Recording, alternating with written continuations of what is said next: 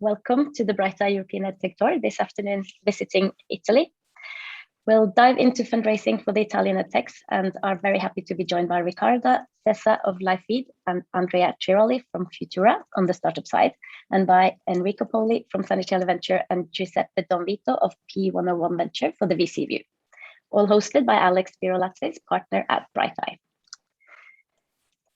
My name is Hege, and I'm head of community at Brighteye Ventures, where I'm trying my best to support our portfolio of edtech companies, as well as looking after communications and events. And today I'm also going to have a go at a quick dive into the European edtech funding landscape, including a look at Italy, before I let Alex and the proper Italy experts take it away in the panels. I'll get into my presentation. First, a few words on our fund. Brighteye is the most active edtech VC in Europe, investing in seed and Series A in the learning technology space across Europe, North America, and Israel. And I'll post some links so you can learn more and how to contact us.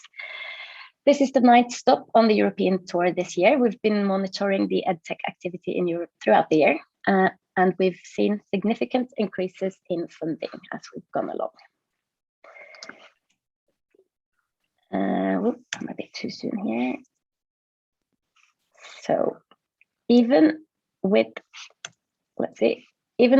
a slightly narrowed edtech definition, 2021 European edtech VC investment is more than double 2020 levels.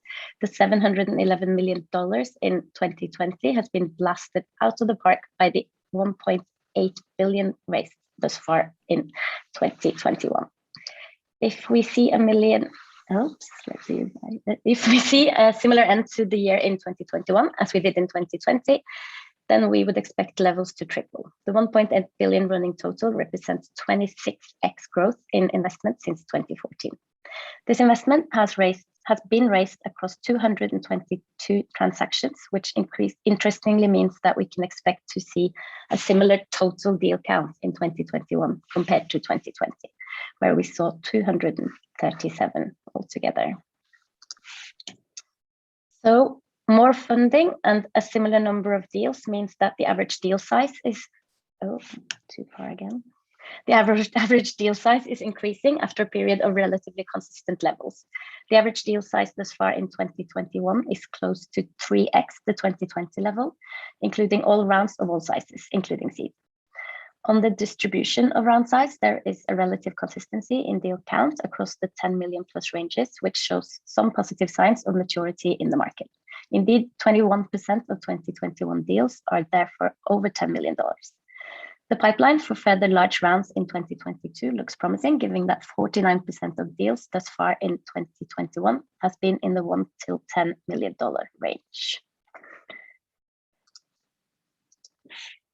And so where has all this activity been happening? Well, the funding landscape is broadening. Investors are increasingly market agnostic.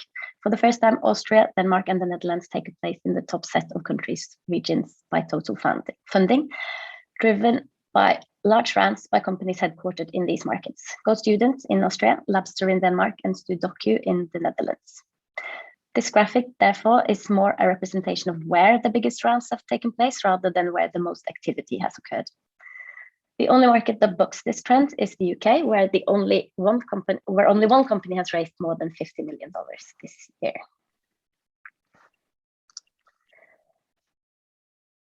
Many of the markets included in the previous slide are home to 1 to 3 very large edtech companies. Italy doesn't seem to have a market-leading edtech company so far, but you're on your way. And Brighteye firmly believes this. We're taking an increasing interest in the market. And so are other firms, as you can see on this slide, creating an ecosystem and international network that can support new startups in the region. It's unsurprising that the edtech scene is maturing nicely, as the conditions in Italy are increasingly suitable for starting a business in general. For example, Italy's talent pool is enormous and underutilized at present, giving relatively high unemployment across age groups. The market is gaining interest from Microsoft, Amazon, and Apple, all of which have made significant infrastructure investments in recent years. Further, government support for founders is improving, such as the government support in 2020 for CDP Venture Capital, a number of funds targeting companies at varying growth stages, and the Italian Startup Act that created a set of incentives for new entrepreneurs.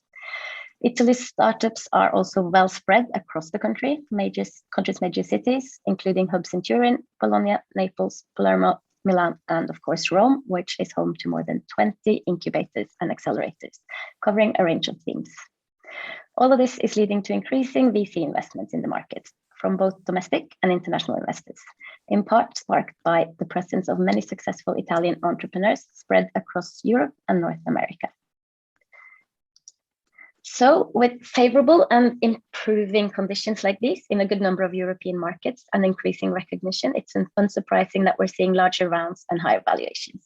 These trends aren't exclusive to Europe, of course. There are now 33 edtech unicorns around the world, and more than 23 have been minted since March 2020, when the pandemic began, as we all know. The first European edtech unicorn was GoStudent, but a number of others are on the march. We've been delighted to see 9 50 million plus rounds thus far in 2021 across 6 different European markets, including GoStudents, as we've mentioned, Open Classrooms, Lingoda, Labster, Illumi, Studoku, Coach Hub, Multiverse, and a member of the Brighteye family, Ornicar. This is great to see. Another trend we hope will continue is the increasingly diversified path to liquidity. And they have conventionally been limited to in the edtech space in recent years, with the only traditional buyers being the large publishing houses. This said, however, we see that a new wave of strategic buyers coming to the fore, such as Prosus acquiring Stack Overflow. We're also seeing past and present edtech unicorns becoming acquirers, such as Baiju's acquisition of Epic, a Brighteye family member, and Kahoot's acquisition of Clever. All in all, an incredibly exciting time to be in this space, and I'm really looking forward to hearing more from the entrepreneurs and investors in the sessions to follow. If you would like to keep up with the latest insights from us at Brighteye, here are some links, and I'll also post them in the chat as we move forward. For now, I'll hand over to Alex and the conversation with Riccarda and Andrea. Welcome. Thanks a lot, Hege. Welcome, Riccarda and Andrea. It's great to meet you. My relationship to Italy is that I have a Greek background, and my family is all from the Ionian, with some roots in Sicily and some roots in Venice. So I'm probably a little bit Italian myself, but anyway, it's a pleasure to be hosting you today.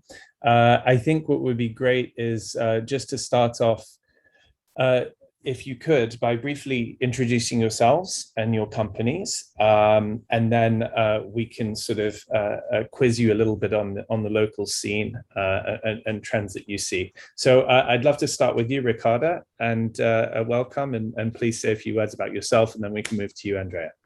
Thank you, Alex. So yeah, I'm the founder of LifeFeed. It took me a while to understand it was an edtech company. I didn't know at the beginning. It started from my experience. I was a manager in companies. I became a mother. I was a returner, so-called. And I perceived that my company was not seeing the skills I had developed in my transition as a mother. And so I created this platform and this learning methodology to enable returners, such as mothers, fathers, but also many other categories, to bring all their skills to work. So 6 years later, we have around 80 companies which are using our programs to enable this kind of skill usage. We say this is about human sustainability. It's about using better what's already there. And yeah, and so this, I think, is more or less the story. Thanks. Thank you. Andrea? Yeah, I'm Andrea Chirolli, and I'm the CEO and founder of Futura. And I founded Futura because I was born and raised in the south of Italy. And so I realized that my only way out in a certain way was through education. And I was lucky enough to attend education in the US and Hong Kong, China. And after that, I realized that I had to give back in a certain way and to provide students with a tool that could help them achieve success in standardized tests. So we created Futura, which is a platform that uses supervised learning in order to assess student competencies and create personalized learning experience that help them boost their scores in standardized tests. Great, thank you both.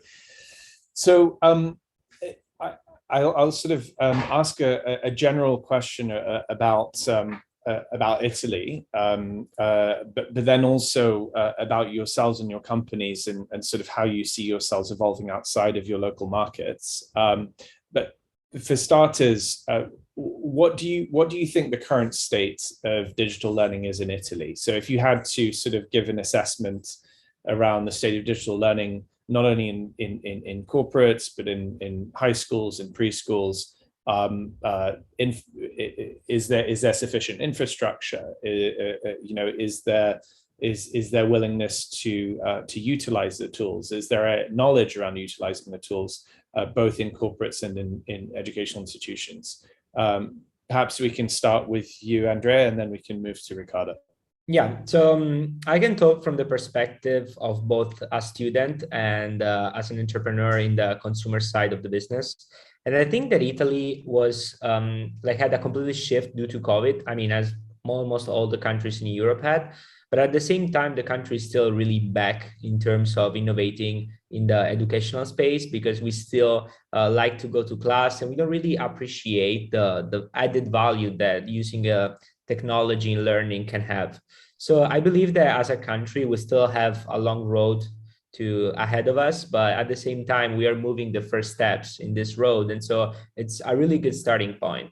On a more personal point of view, COVID helped us a lot, because essentially a lot of students before chose to use the tutors that they had in their own town. So to not really using services provided by bigger companies. And we were lucky enough that due to COVID, they didn't have this option anymore. So essentially became fair ground for everybody. And we were the first movers and with a completely digitalized product. And this helped us gain a significant market share in a really short amount of time.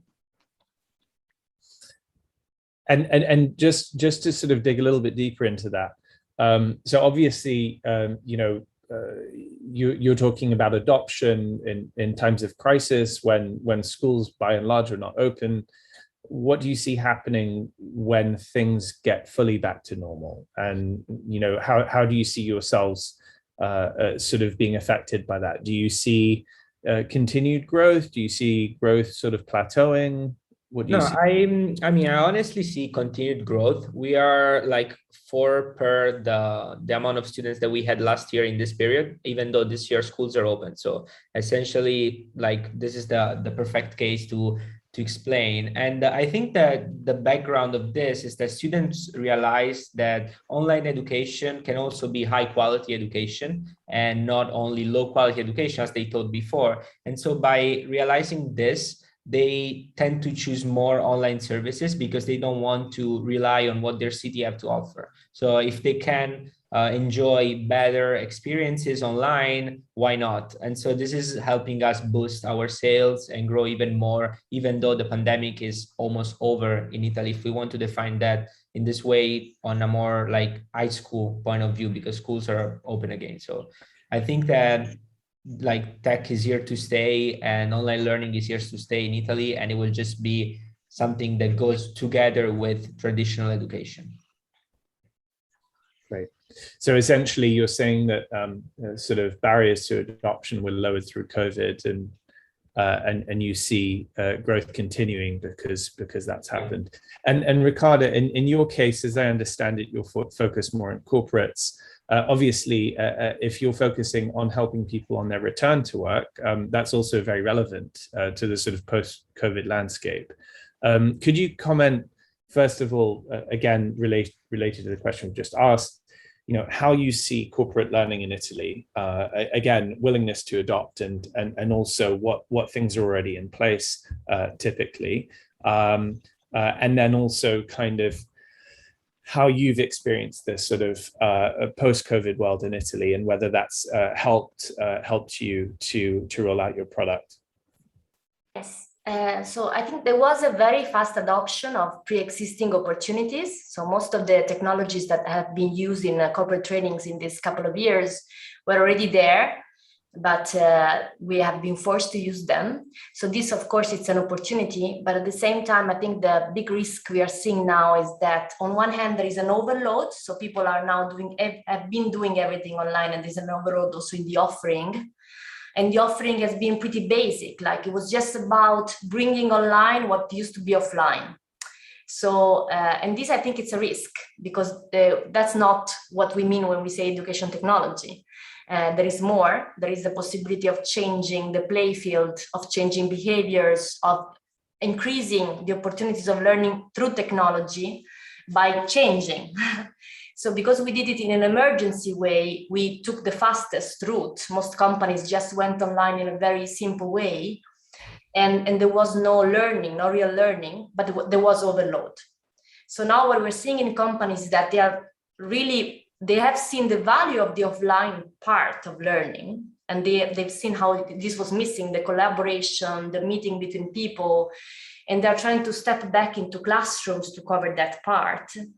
But they cannot get rid of all the opportunities that come from the online opportunities, which is also connecting people from different places, which was also a challenge. Now you have people everywhere. How do you connect them? So I think there is a huge opportunity, but only if we manage to create some knowledge from this experience. And the risk is that we want to run back to productivity the fastest possible way, and we just use what we've been using, and we don't learn from it. We don't change really the play field as we could do. Right, very interesting. And in corporate learning in Italy, I mean, do corporates in Italy typically have learning and development departments? Is that something that's always been in place in corporates in Italy? Is it something that's relatively new? It's very helpful to understand, because obviously it's definitely not a given that learning and development is a structured part, you know, of corporates. It's usually patched together. Sometimes it's patched together between sort of an HR department and, you know, and maybe something to do with IT, and so it's you know, it would be good to understand how it is for you. I mean, who are the stakeholders that you're dealing with typically when you're selling? What's very interesting on this side is also that there are funds, public funds for learning and development of employees, managers, employees. And that is on one hand an opportunity. So most companies can use those funds for developing their people. On the other hand, it's a constraint, because those funds are linked to some metrics that don't adapt easily to innovation. So they tend to refrain corporates from innovating the way they use learning and development, because they are using those funds. So that's one part. Then, of course, bigger companies do have L&D teams, and they normally work either with external suppliers that provide trainings. And some of them do use learning management systems, but the feeling there is that they are not well used by employees, because they are overwhelmed and the pool system doesn't really work. So they have to be forced in by measuring how much time do they spend and so on, which also relates to the funds, the public funds. Mm-hmm. And then big corporates also have internal learning and development teams that develop their own learning. So I would say these are the three major ways to use learning and development. Great. And just one last question for Andrea. In terms of infrastructure, broadband access, things like that in Italian schools, device penetration, is that ever a barrier? Do you have a measure of where Italy is at, and what the government's doing to sort of improve access? Well, I think the government gave a lot of funds in order to help students afford a lot of new technology devices. But at the same time, I feel that through the technology advancement of society, like education online, it's way more accessible from any device. So even though we are a customer, a B2C company, we never had this type of problems of people not having the devices or not being able to connect or anything. So I think we are making like enormous steps towards a more complete digitalization. Well, another thing that I forgot to say before is that what I think it's a true problem in Italy is that we tend to, and this goes according to what Riccarda said, we tend to do online education as it was offline. So we essentially just completely did the same thing that we did offline online, even though there are so many more opportunities that are not touched, like community-based learning, creating countrywide communities of students that study together, and all those type of things that online learning enables, which are not touched by many Italian players in the sector. Okay. I mean, the next question is really around fundraising. So obviously we've got VCs here today who are interested in the space. So that's always fantastic. We're very happy about that. But what have been your challenges so far fundraising in Italy? So I would assume that before you speak to people like us, you're going to local VCs. What's it like at early stage for you guys? Okay, so essentially, I think the biggest problem that we have in Italy when we talk to VC funds is the fact that the Italian market itself is really small. And it's also due to a language barrier. I saw in the chat that somebody asked about English, because in Italy, everything is taught in Italian. There's no really English. I mean, there's English teaching, but it's like on the side. It's not the subject taught in English. And so the biggest thing is that when we have to internationalize our companies, we completely have to take a new approach. So probably hire new people, completely different people from the one that we had at the beginning. And so it's a completely new approach. And this for VC funds, both internationally and also in Italy, it's really challenging because you're always addressing not a big enough market. And so in order to address that big enough market, you have to raise capital because of course you cannot sustain an internationalization of a company without raising outside capital. And so it's like a loop where like you need funds to go abroad, but you don't get funds until you go abroad. And so I think this is the biggest problem that we are facing right now in a seed phase in Italy. And yes, isn't it strange not to see the Italian flag in your numbers? I mean, we are quite a big economy. Still, there is no ecosystem for education technology. There is no ecosystem, I would say, for specialized funds, except the few famous ones, you know? And the other ones are a little bit lagging behind. And there is no ecosystem. It means we have no stakeholders that are knowledgeable on what we do, know how to evaluate it, and we get in the batch with every other kind of startup, and we have different dynamics, so also different things to look at. So for sure that's a problem, and I think that the government could do more. Even more than what they are doing, because they are feeding somehow the ecosystem, but still in a generalistic way. I think we have learned that generalistic doesn't really pay off, and verticals do help the beginning of an ecosystem that is needed. And one more thing is, I think it would be wonderful to have an Italian flavor. I could tell there is a French flavor, for example, in edtech, and I can also see the European flavor of edtech. And I think that's very important to have the personality, you know, of a continent. And I think in Italy, we could create an Italian personality also for education technology. So do you think that setting aside what happens at seed, do you think there's room for an accelerator, or whether it's government backed or whether it's backed by a, you know, is there room for a sort of an accelerator? Is that what you think would kickstart the ecosystem, or do you think it's something else?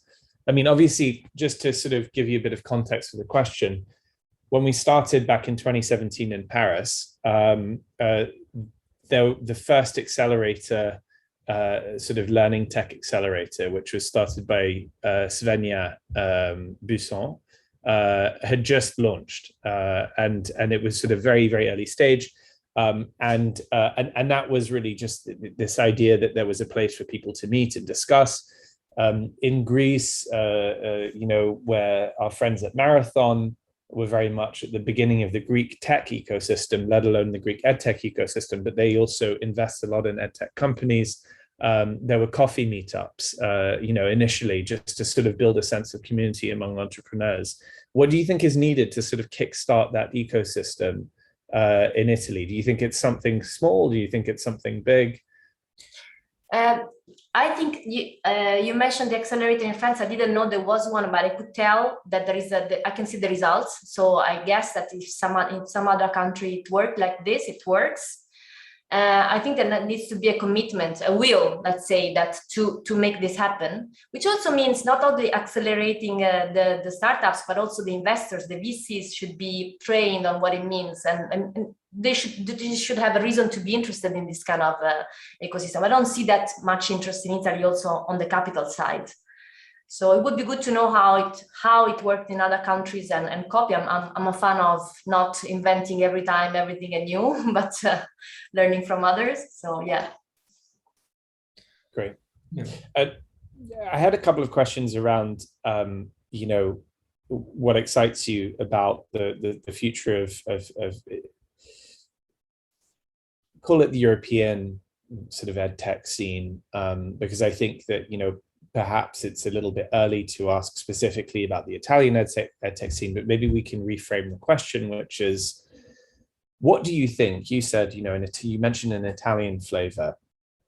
What do you think that Italian flavor would be? I suppose that's another way to ask what you're excited about. What do you think that Italy, you know, could bring? I mean, I'll give you an example, having worked in France and, you know, for a while. I think you're right, there is a French flavor. And I think that the French flavor, much like the French education system, it's very much based on sort of engineering and business education, right? It's sort of this sort of very sort of engineering business focus. You know, a lot of the founders are coming out of HEC, or they're coming out of the Grande École, and sort of there's also quite a distinct corporate flavor to it. And a lot of the companies that are focused on SaaS, for example, they'll look at the CAC 40, which is the top French companies. They'll start off with pilots with them, and then afterwards they'll internationalize. What's the Italian flavor? What do you see developing in Italy? You know, how do you see your sort of, as it were, your route to a larger international market? Where do you think it comes from? Shall I start, Andrea? It's okay. So two things come to my mind. One is knowledge, like the traditional knowledge we have, coming from Romans and Greek and Latin. You know, there is so much knowledge, so much tradition. And I think that's also needed overall for Europe to bring it to the US and to the rest of the world. This is what we're about, all this history that we have. And that is on the plus side. But I also see a huge potential in the weaknesses we have. Because, for example, my company was born from one of the major weaknesses we have in Italy. Mothers don't go back to work after maternity leave, and that's a huge social issue. And that is not a surprise that something new, the innovation comes from something where our country is having problems.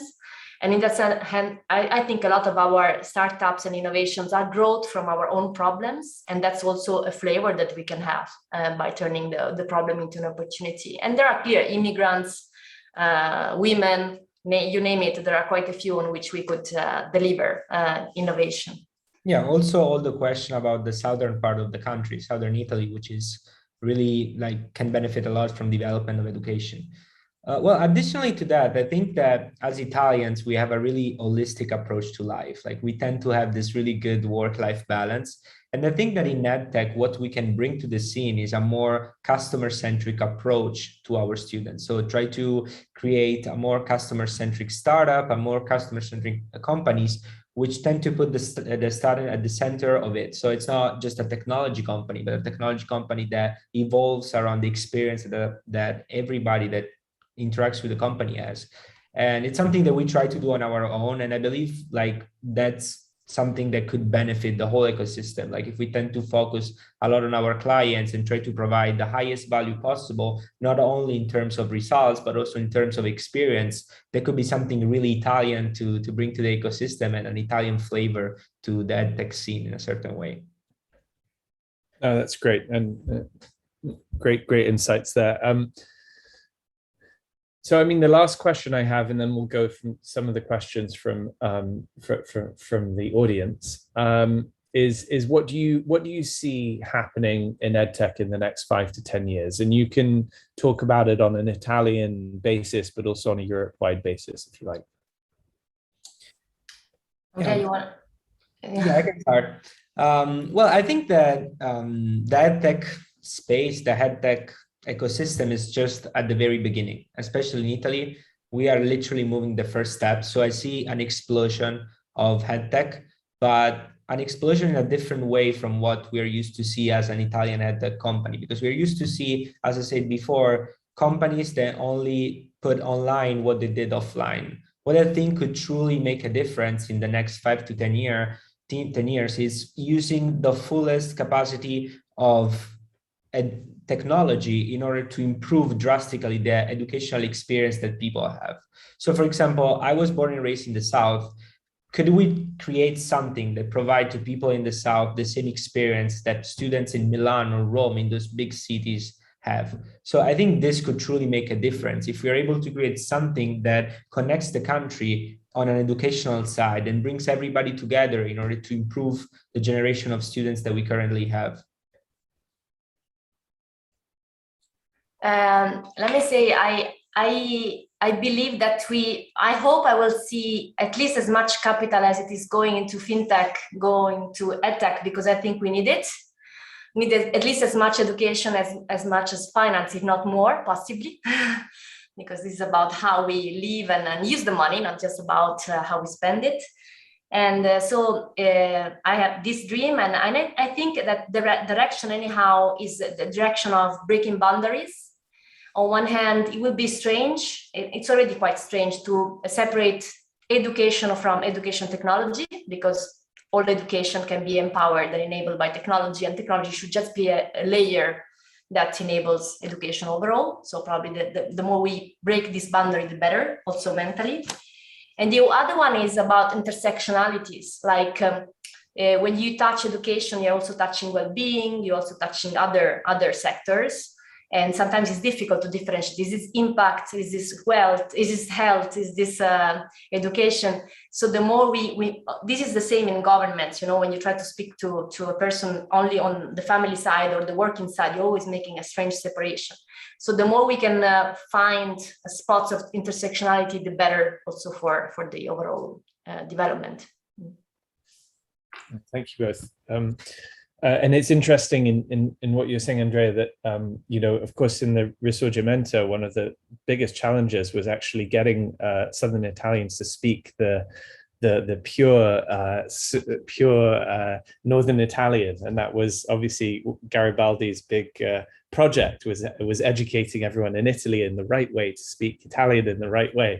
And it's always, as an ex-historian, who looked at the Risorgimento back when I was at Oxford, I was always fascinated by the sort of nation building aspect of education, the extent to which education actually provides a framework for nation building and for national identity. And so what you were talking about with sort of having the North and the South coming together on the same platform is quite an old project in Italy, it would seem, but I hope it can happen one day. Anyway, so thank you both very much for your great insights. So I'm going to ask some questions from the crowd. So you've actually addressed, I think, Karishma's question, which is about language barriers. And I think we can move on then to one from Simone on the interaction and experiences, if there is any, with the public education sector, teachers, schools. Who wants to go first? So, I mean, I can talk about this because essentially we are directly to customers. So we interact with students and we have relationships with schools. And I think it's so bureaucratic and so complex that we rather try to reach our customers directly through advertisement or other platforms, such as social media, or building our own community, which is something we are investing a lot on. Because I think that the Italian public sector, it's just so slow that it cannot be cannot develop at the pace of a startup. So you cannot really interact as fast as a startup would need to, and it just slows you down so much that you're better off to just do your own thing, build your own community of students, and try to reach students in other ways that are not like the official ways of the public schools or things like that. But I think that interacting with the public could be a key thing for the future. Like if we are able to use the technologies that edtech companies are building for the public sector, then it would be amazing, because we could provide so many instruments for students for free, and at a larger audience that would benefit both the startup but also the students that can have more access to more opportunities and more educational paths. Great. Do you have anything to add to that, Riccarda? Not sure how much you... We are having an experience with teachers, but thanks to private. I agree with Andrea. Like the fastest way is to create your own projects and then pilot them and then go to the government with some data and some results. Because then, of course, it's very interesting if you want to have an impact on the education system, to work with teachers. Of course, they are multipliers of impact. So it's a big thing. But the best way for us as well has been to go through private projects, engaging a few companies, a few schools that adhere to this kind of projects. I think the last question we'll ask, and then we'll move on to the next panel, is just about the sort of the VC, classical VC question of Italy being too small a market. Now, obviously, you've addressed that partly, and also there's sort of, it's not actually that small a market, obviously, as you mentioned, it's a population of 60 million people. Maybe it's fragmented, but also it's not really just about population size, it's also about wallet size. There are niche markets which can be quite large in Italy. So how do you address this question from VCs to sort of to educate them on why focusing on Italy is of interest? Well, honestly, we kind of escaped from that question in a way that we just launched our first product internationally. We were lucky enough to have a high cash flow, so we were able to do it ourselves. But at the same time, I believe that a lot of companies cannot do that. And the way we did it was just like try to internationalize as soon as possible, so we become more an international company and not just an Italian one.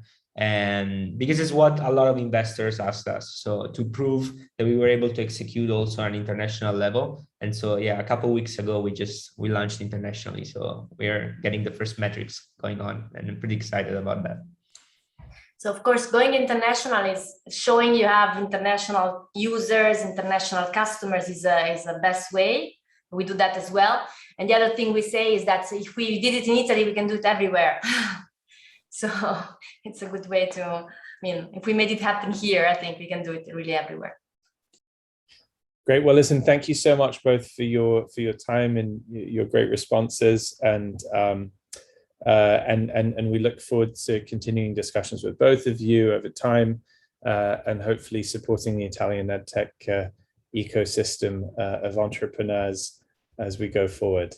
Thank you very much. Thanks so much. Thank you.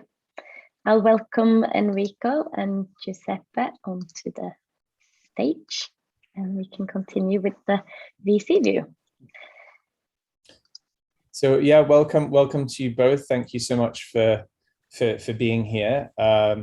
If again, I just ask you if you wouldn't mind to introduce yourselves, and then would love to look obviously specifically at the opportunities you see in edtech in Italy, but then also the broader ecosystem of funding in Italy.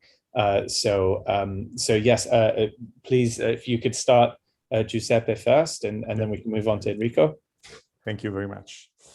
Yes, Giuseppe, I'm a partner at P101 Ventures. We are one of the leading Italian and maybe I would say Southern European VCs. We have more than 220 million euro under management across 2 funds.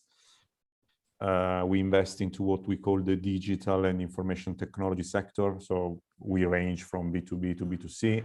And of course, we have edtech as one of our main, I would say, sector strategy. We have a few companies, and maybe we can touch later, into the edtech sector. And we tend to see the edtech sector both at B2C and B2B level, to be honest, because in my opinion, this is the kind of cut we should give to this sector, especially in Italy. As a fund, we basically do Series A, pre-Series B. So basically our equity tickets range from 3 million up to, we can go up to 10, 11. We did more than 50 investments across, let's say, all the sectors, a few exits. I mean, actually, we announced something today. In terms of geography, we don't invest only in Italy. Basically, we do investments also outside of Italy, as long as we find some angle. Now it's easy to say Italian angle. That means Italian founders abroad. In reality, we decide case by case, as long as we can add value. Basically, what we don't do is just doing investments into sectors or companies where we don't think we can add value. We are quite, let's say, active in terms of portfolio management, because we tend to sit in the board and we help the founders, at least we try. Personally, I've been in this sector across private equity and venture capital for more than 20 years. I used to work, it was my original venture capital activity in a company called 3i Group PLC, that probably you know, that is listed in London. And then my background, I'm a software engineer with an MBA in finance. Thank you very much. Enrico? Hello, I'm the director of Zanichelli Venture. We are a smallish fund, but we are completely focused on early stage edtech. The fund is connected to one of the leading educational publishing house in Italy. I used to work there, and I was an operator. Before becoming an investor, I was designing and developing digital product for the Italian secondary school system. 2 years ago, the ownership of the company decided to try to invest in edtech internationally, and because it is what we think we know, and we have expertise, and we can make educated guesses. We invested at this point in 11 companies.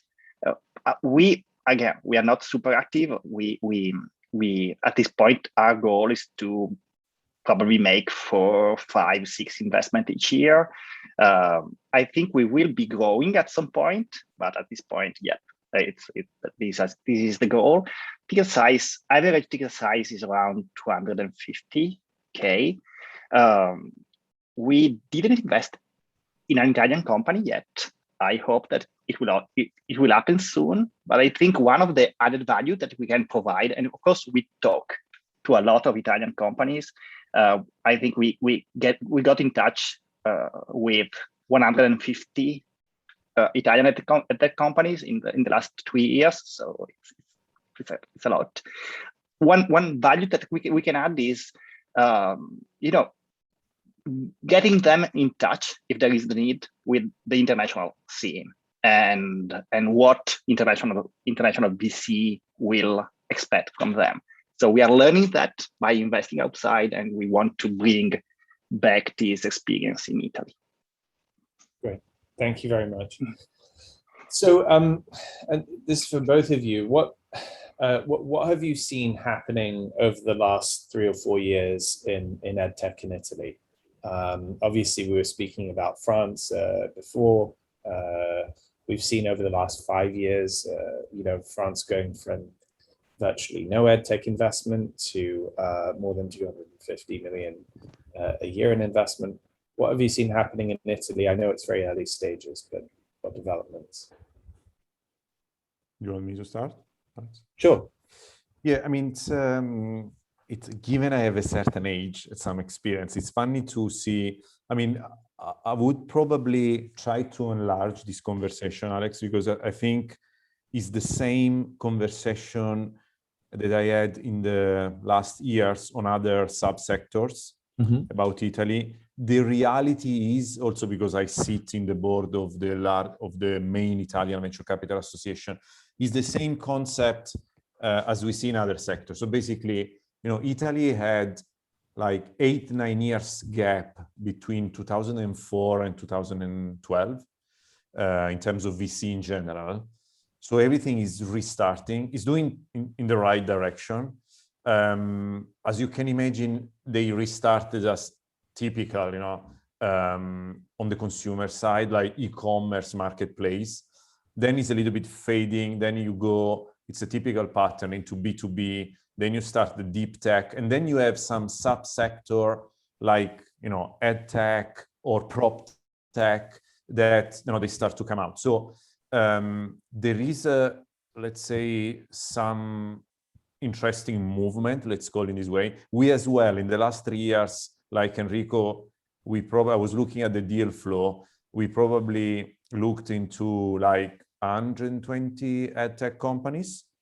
I mean, doesn't mean that we just arrived at the due diligence phase, but let's say we analyzed this kind of, that is not a lot, as you can imagine, but you can see the trend. And again, especially in our case, because at the end of the day, as I mentioned, we invested in a company called WeSchool, that is a technology school company. We invested in a company called CyberGuru, that is at the is a crossroad, let's say, between cybersecurity and education. So basically, they do a professional education SaaS for companies in cybersecurity. And then we invest in a company called Osteocom, that is digital health education. So basically, what they do is dentist and dental related matters for dentists. Yeah. And this is something we've been following the last 3 or 4 years. So at the beginning, they were seed, then we followed the evolution of the company. We invested. And this is a good achievement in terms of edtech, because as you can imagine, we tend to look at 360 degrees. So my opinion is, like always, as long as the entire VC ecosystem grows, in my opinion, we will see edtech growing for 2 reasons. I mean, the first one is something that you mentioned in the previous panel. Italy is catching up on a lot of aspects, including technology. The new, it's called PNRR, that basically are giving us money, is going to be invested in infrastructure, is going to be invested in education. There were a couple of very interesting deals on the private equity side in digital education universities, Unicusano, Pegaso, blah, blah, because actually I also know, the owners. So there were 1.2, 1.3 billion deals bought by private equity. And, if you look at big universities like Bocconi, Luisa, or the Polytechnic, the engineering school, they are all going to the, let's say, digital direction. Let's call it like this. So in my opinion, it's just a matter of time. It's just, being there, trying to understand, the main trends. And I can understand the frustration I've heard from the founders, because the real missing gap at the moment in Italy is someone that can do basically seed, regardless of the sector. So we don't have a lot of, let's say, so you need to rely on business angel, incubator, accelerator. And then, I mean, in one of the deals I mentioned, basically, and this is not typical for us, we invested without having the initial layer of institutional investor.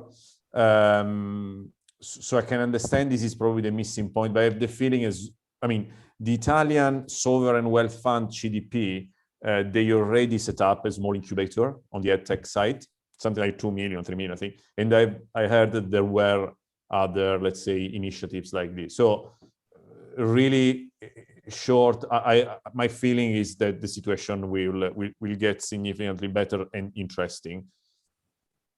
Thank you. Thank you. That's very interesting. And how about yourself, Enrico?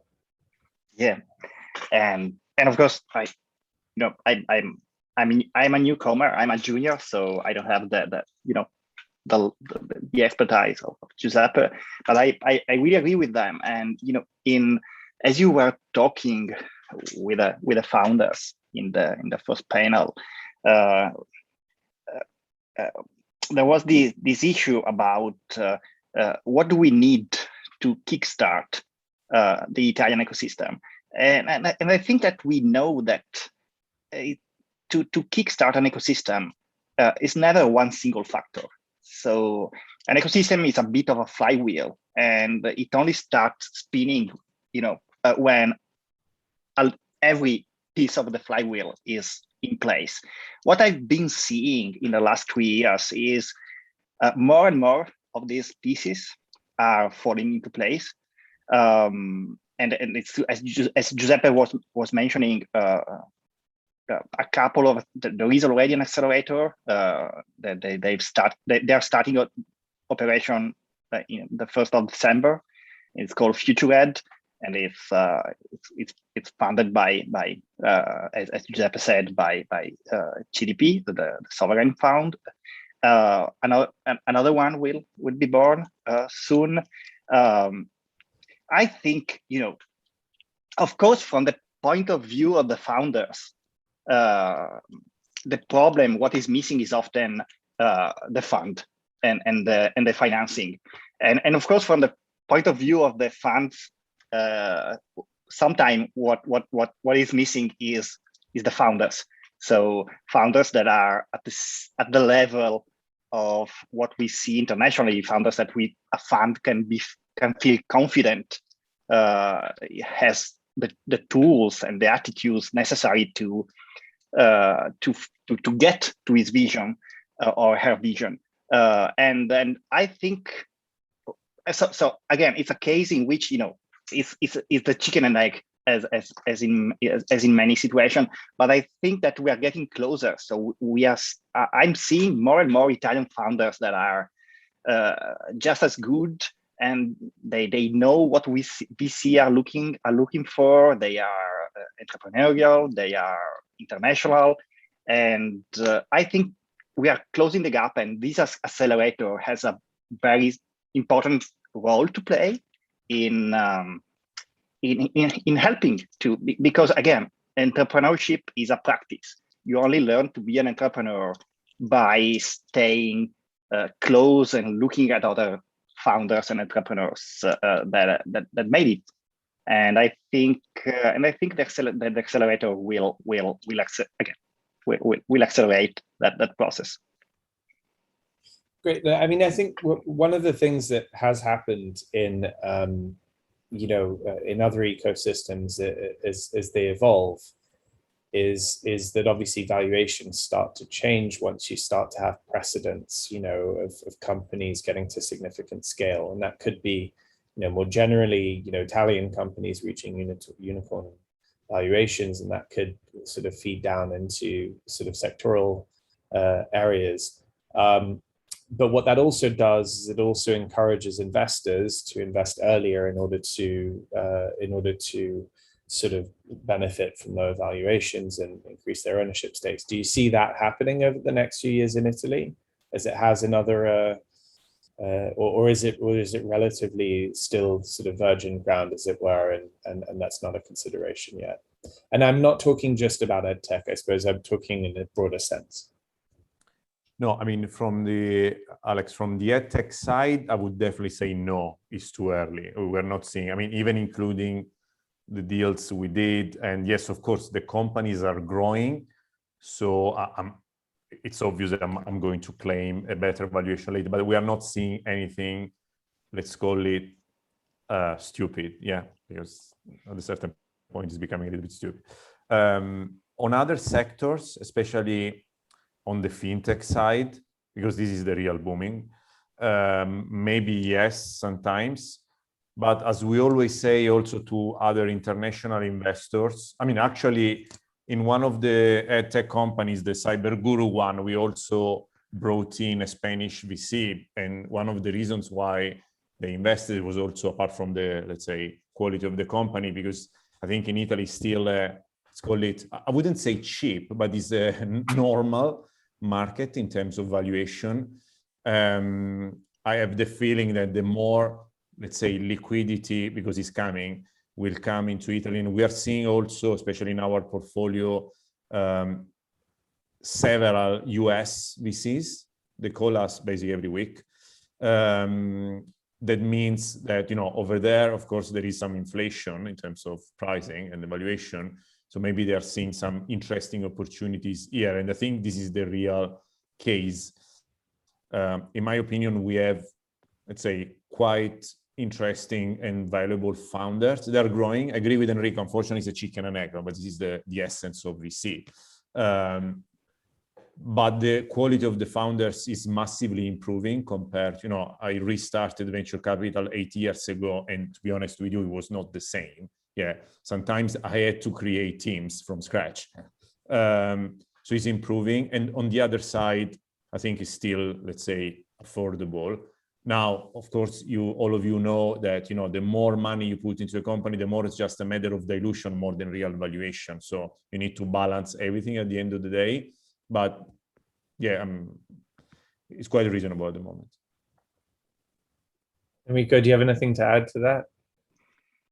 Yeah, and on valuation, I mean, I as you know, I'm looking at early stage companies, and yes, I'm not seeing anything crazy. So I think that good Italian edtech founders now has the opportunity to raise a valuation which is not shameful.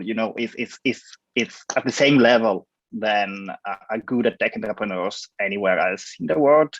So again, the focus is, of course, in early stage on the quality of the founder. But yeah, there is no 10 million pre-seed round as you see in the US.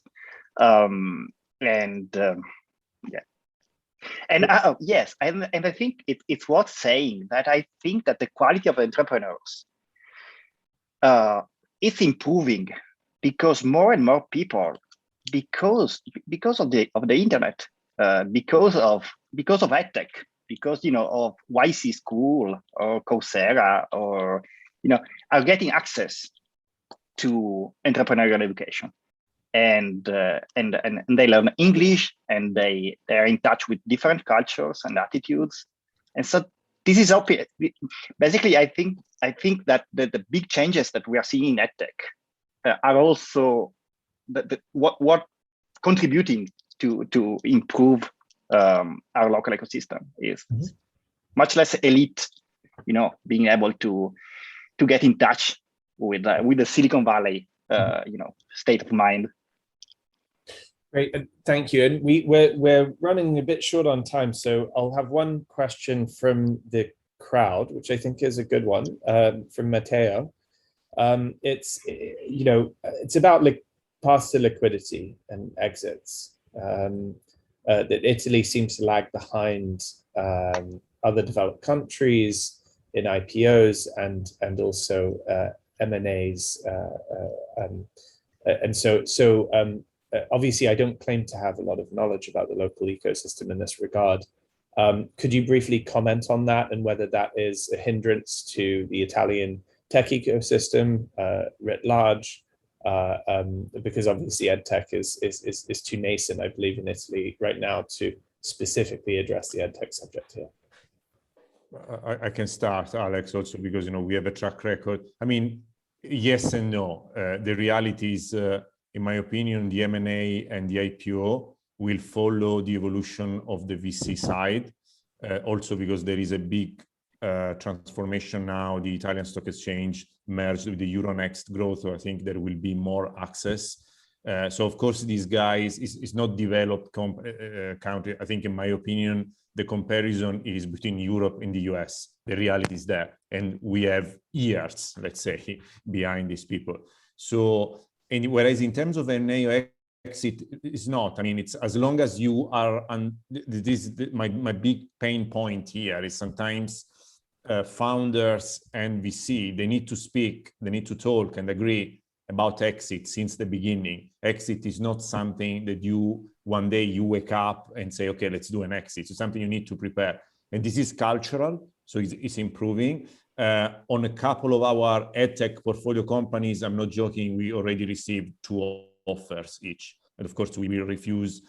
So it's not massively liquid, but it's not, the more you create is a virtuous circle. The more you create interesting target, in my opinion, the more there will be an exit. And also, because bear in mind, exit doesn't just come from Italian corporation, can come from all over the place.